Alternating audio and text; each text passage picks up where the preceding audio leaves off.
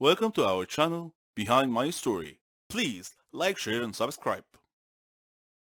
You know, sometimes the truth is even stranger than fiction, especially if you had a dark secret in your life that would put you in danger if it were exposed. Such was my case, and this is my story. My name is Charlotte, and I'm 17 years old. I live with my mom. My dad passed away before I was born, so my mom had to raise me all by herself. My mom knew everything about me.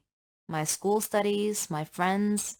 She had certain rules that I was supposed to follow, like eating outdoors was forbidden, and I can't be friends with someone unless she knew everything about them first, and so on. I thought these rules were somewhat paranoid, and I asked her why she placed such restrictions on making friends. Her reply was simply that you can't trust anyone nowadays. But that wasn't a very satisfying answer. And when I asked her what it meant, she didn't say anything further. As I was growing up, these rules mystified me even more, and I couldn't help but wonder if they had anything to do with my father, whom I knew nothing about. Mom always said he was a troublemaker, and she told me that everything would be clear to me in time. One holiday, I joined a new band. We held a lot of concerts. It was the best. I was good at playing music and singing. When we went camping, we met some students from other countries. We made a lot of new friends and had fun together. We even had a chance to increase our band's fame and reputation. After our first performance at camp, an Asian girl approached me. She hugged me, saying, "Charlotte, I missed you a lot." Taken aback, I asked, "Do I know you?" She surprised me again by saying, "Don't you recognize me? I'm Mary, your friend." I smiled and replied, "You must be mistaken. I don't know you." After insisting that she was indeed my friend, she excused herself and ran back to join her friends. Weird. Though, now that I think about it, I have often had an eerie feeling that someone was watching me wherever I went. I tried to shake off this feeling many occasions, but I never could. I would just tell myself that it must be my imagination. That night, we all went into the jungle. It was a jungle tour. It was very dark, and I got separated from the group and found myself alone, surrounded by trees. I called out to my friends, but no one heard me. Suddenly, I bumped into someone, a girl it seemed, and I apologized. When I turned around to look at her, I was shocked to see, well, myself, or my double. It was as if I was looking in a mirror. "Who are you?" I asked. "I'm Charlotte," she replied simply. "That's impossible. I'm Charlotte," I said assertively. "Are you with us here at the campsite?" "Yes," she said. I asked her which way back to the campsite. She pointed in one direction and we headed back. As we were walking, her phone rang. It was her father. He was worried about her and was just making sure she was okay. We arrived at our tents without incidents, and I said, "It was really nice to meet you, Charlotte. I'll see you tomorrow." I felt a strong connection to the girl for some reason. Then I realized that I had forgotten my bag, and I went to get it. And again, I had that ominous feeling that I'm being watched. Suddenly, something hit me on the head. When I woke up, I found myself sitting in a car, surrounded by people wearing sunglasses, and I was really frightened. "Who are you people?" I demanded to know. "And what do you want from me?" One man told me that my dad was the reason they kidnapped me. When I told him that my dad had died a long time ago, he just laughed. Then he sprayed something on my face and I lost consciousness. When I woke up later, the other Charlotte was tied up beside me. One of the men seemed confused, seeing two of me, and he asked his boss which of us was the girl they were looking for. Suddenly, I heard someone shout, "Freeze! Don't move!" The police had come. They came out from the tree line. Surrounding the car, they arrested the men. Then they untied us both. Someone appeared looking very worried. The other Charlotte started coming too, and asked where she was and what was going on. Then she saw her dad, and she ran to him. Her dad then looked at me and asked for my name and my mother's name. When I told him, he said he knew who I was, and said to send his regards to my mom, and to tell her that he was still keeping her secret. Then he gave me a medal and hugged me, saying that he wasn't sure if we would ever meet again. I was still staring at him, looking confused, so he smiled and he asked me where my father was. And I told him that my father was dead. And then he said that that was their agreement. He and my mom, that he was only trying to protect me and the other Charlotte, who happened to be my twin sister. He said he got into some trouble in his line of work. Some people threatened to kill us, so he and my mom decided to split us up. She took you, and I took your twin sister, he said. We did this to keep you safe. I named your twin Charlotte, just the same as you. I was still feeling a bit overwhelmed at this point. This was preposterous. I couldn't believe it. Suddenly, I heard someone calling me. Charlotte, wake up! It's time for a trip. You must have been having a nightmare because you were screaming. I woke up to find myself in the tent with my friend. When I went outside the tent, I stopped. Right in front of me, staring me in the eyes, was a girl who was my mirror image.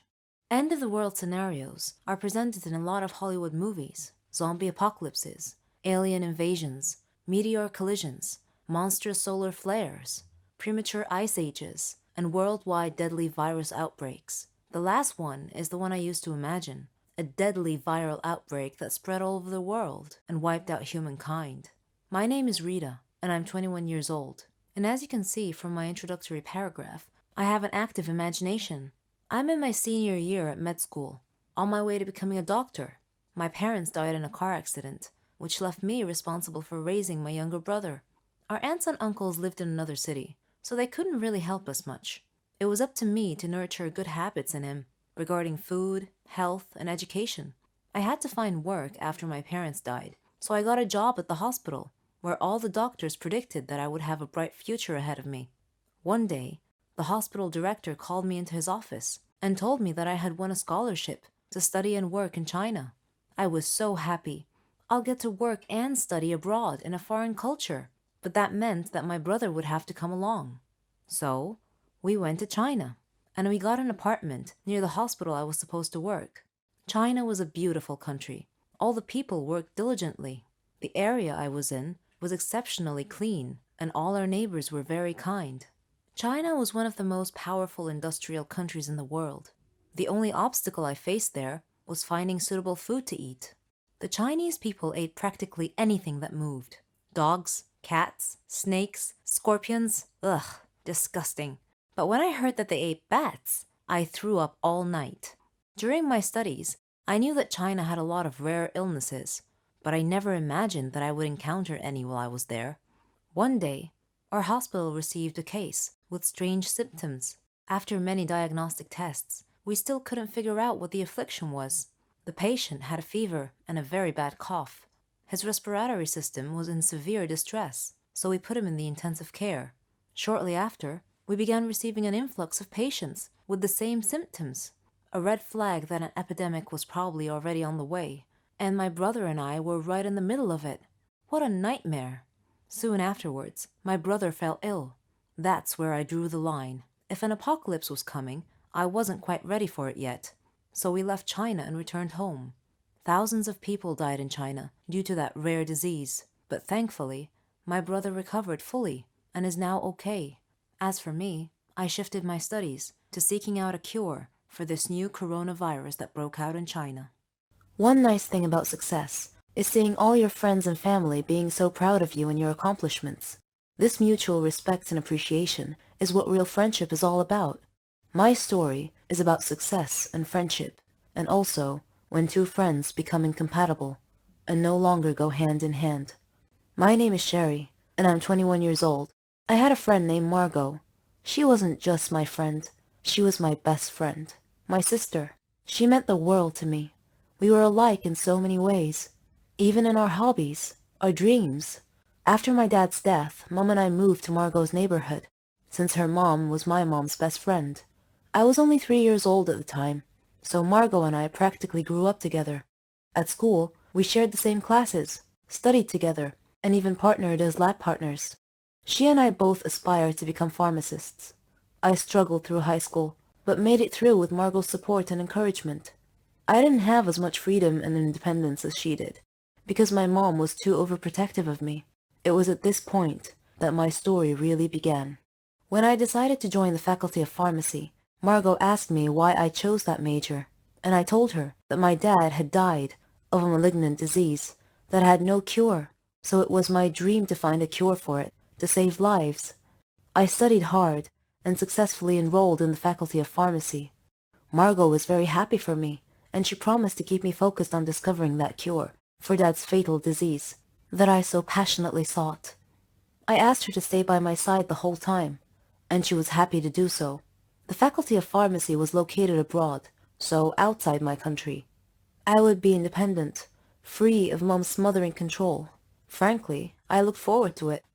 Margot and I found a place to stay near the faculty, at a youth hostel with a group of girls from different countries. Unlike me, Margot was able to easily make friends with them.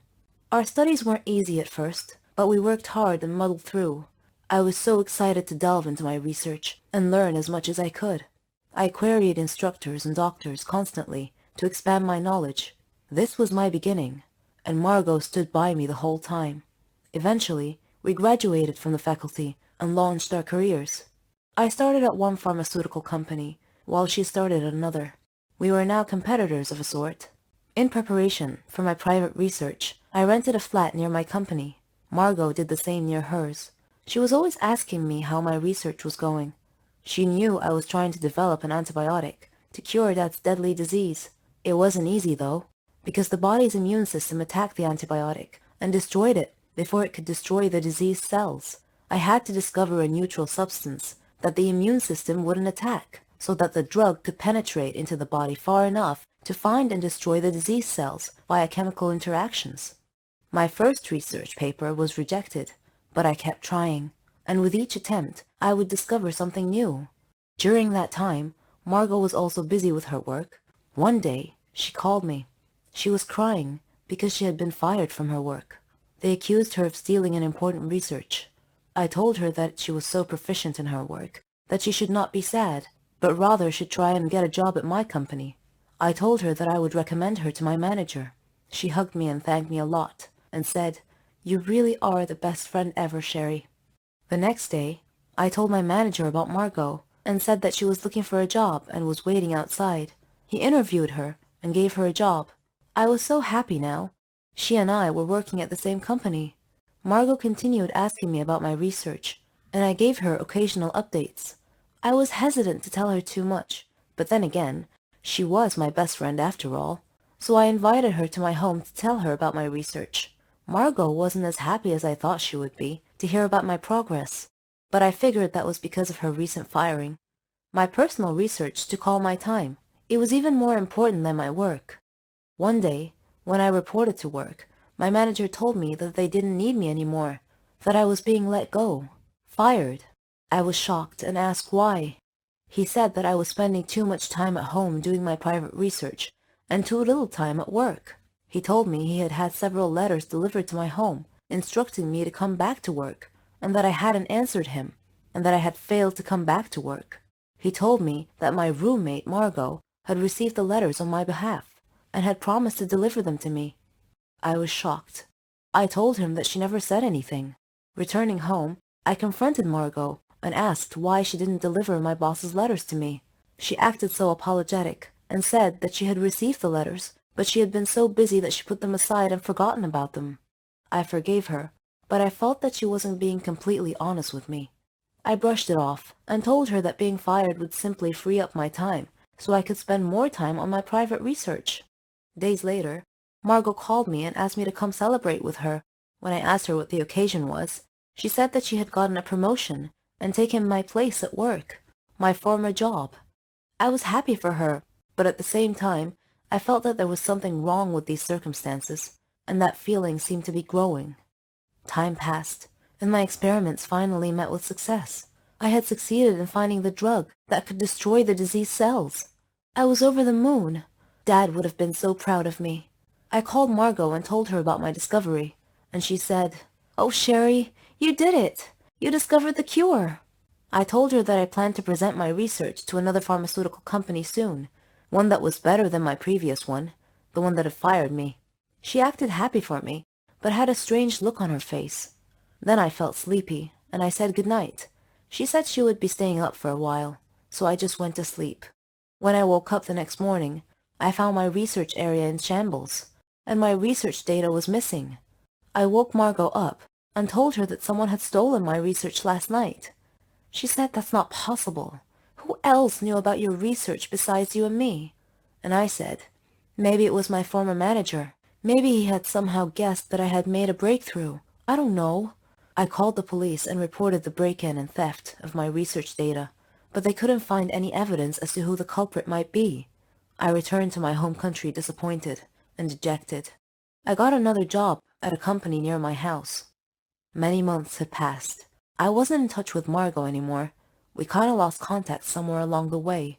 Then, one day, Mom was watching TV when she suddenly saw a program that was going to discuss a new drug that would treat and cure Dad's malignant disease. They were going to interview the discoverer of the miracle cure. I sat down enthralled. I had to watch it. When the interviewer introduced the guest speaker, it was Margot. I couldn't believe my eyes. It was her. She stole my research. My so-called best friend betrayed me, and I had treated her like a sister. It cut me deep. I took legal actions against her and got my research back and received credit for finding the cure, so that was all okay. But the one thing that could never be fixed, for which there was no cure, was the former relationship between us.